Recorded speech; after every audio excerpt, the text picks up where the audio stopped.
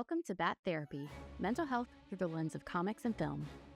Be a fly on the wall or a bat in the cave, listening in on a friendship built out of a love for talking Batman, comics, and the everyday struggle to achieve mental health and happiness. We're your hosts, clinical psychologist Dr. Amelia Brown and educator and comic aficionado Keeden Hopkins. Don't forget to follow us on YouTube and social media and find our Patreon at patreon.com/battherapy.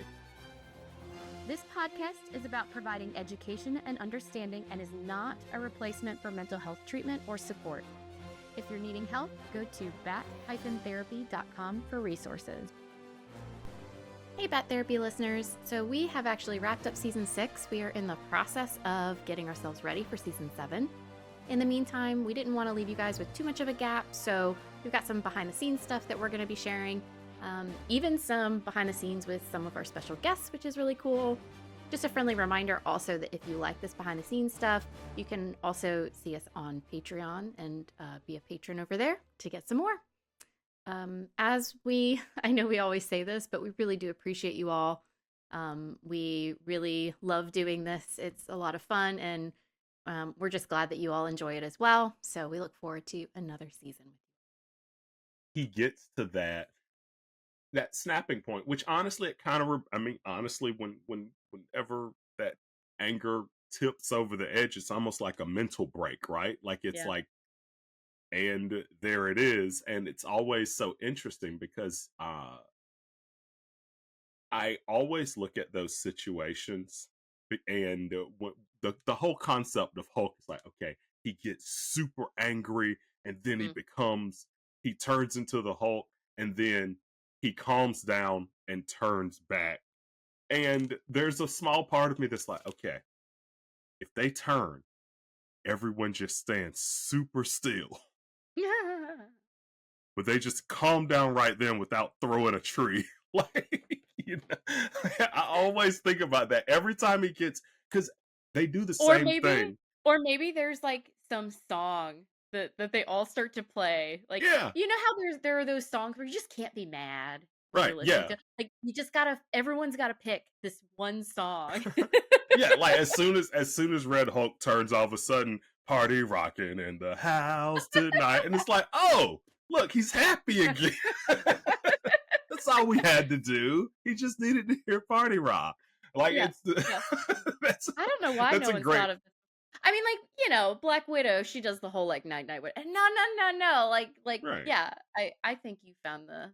Yeah, like I can't be mad listening to No Scrubs by TLC. I'm gonna de-Hulk immediately. No, you nailed it. That's the one.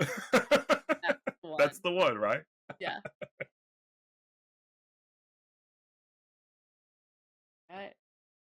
1, 2, 3. I didn't see the episode ending that way, but I'm down for it. I was like, I don't know what to say next. So we're done.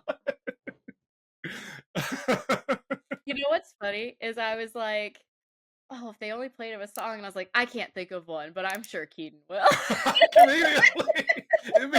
Immediately, I was just like, Harrison Ford sitting there, someone just all of a sudden, like, what is it, John Cusack movie where he's holding the boombox, party rocking in the house. And all of a sudden he transforms. He's like, "Where's Betty?" Like, all I needed was party rock. Like, that's all I needed.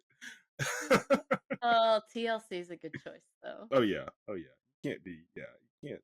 Like there was this one morning. I'm totally blanking which song it was now, but I turned on the car and it was like TLC, and I was like, what a great start to my day. Yeah, it's a good start. It's a good start. Absolutely. Okay. Absolutely. Like, yeah, I just because that's one of the things I still do appreciate about She-Hulk, because she's just like, she just has it under control. And I love that the whole premise. She's like, you male noobs. Yeah. Just she's like, because this is what women always deal with. We always have to control our anger. So got it. Like, I do love Hulk, a representation of toxic masculinity. That's 100% what it is. That's 100% what it is. Because like, she hulks out in like the courtroom and then just continues her case. Bruce Banner destroyed a helicarrier. And then after he destroyed Harlem, like he destroyed a borough of New York City. He had the U.S. Army after him. Yeah, I do love that every borough in New York gets their own time to shine, right? Because he destroyed Harlem. Luke Cage had to go in and rebuild it, right? Manhattan gets absolutely wrecked in the first Avengers movie, right? That's right. They have the money to fix. Yeah, Captain America was from Queens. Spider-Man was from Brooklyn. Yep. They're everywhere. Oh man. But, yeah. Yeah, we will have to do an episode. Actually, we'll be doing Monsters and Magic, so we could totally hit on the Hulk as a representation of toxic we could do masculinity. Absolutely. And it can't be Mark Ruffalo's Hulk because he got better. It needs to be Ed Norton. It needs to be Ed Norton or Eric Bana's Hulk. Oh man, the original. Which I have not seen. That was one of not the original. That was the Eric Bana Hulk. I remember the first DVD player that we got. I remember the first DVD player. My mom got 3 movies with our first DVD player, and it was Eric Bana Hulk, Ben Affleck Daredevil, nice, and Too Fast, Too Furious. Too Fast, Too Furious. And the thing is, once you get a DVD player, it's so hard to go back to watching VHS after that. Yeah. And so those for a while became the 3 movies that I watched constantly. None of this surprises me about your life. Yeah, it definitely shifted my personality. It's like, wow, he really knows. Like, wow, and so you'll see, Too Fast, Too Furious, the one that introduced Ludacris. It tracks, right? But no, I did enjoy. I did enjoy this movie. I had a lot of fun with it. I enjoyed it. I mean, it like wasn't perfect, obviously. No, but like there were a few moments where I was like, that dialogue was stilted with each other. Like there were a few moments like that for me. Well, yeah. Plus, and some people I wanted to go into like what was happening more, but I like. Plus, like, if you're gonna have Giancarlo Esposito as a villain in a movie, you can't have him as the lowest villain. Like, he is he's one of those actors that just absorbs the screen when he's on it. Like, you're locked in on him, right? Yeah. And then having him in there and then he goes away and then they bring in the leader or Red Hulk, and I'm just like, who cares about them? That guy's Gus Fring. Like, bring him back. Like, that's who I want to see as the mastermind because he's just such a... What was his name? Sidewinder? Yeah. Right? Yeah. He was really good. Yeah. He was really, really good. Yeah, he does just like disappear halfway through, huh? Yeah, that was it. And I'm like, man, you don't have a character like him, like an actor of that level, and then just like... But Marvel does that a lot. They do the one and dones because Jeff Bridges as what's his name? Obadiah Stane. Yeah. One and done. And so they have a lot. Mickey Rourke as Whiplash, one and done.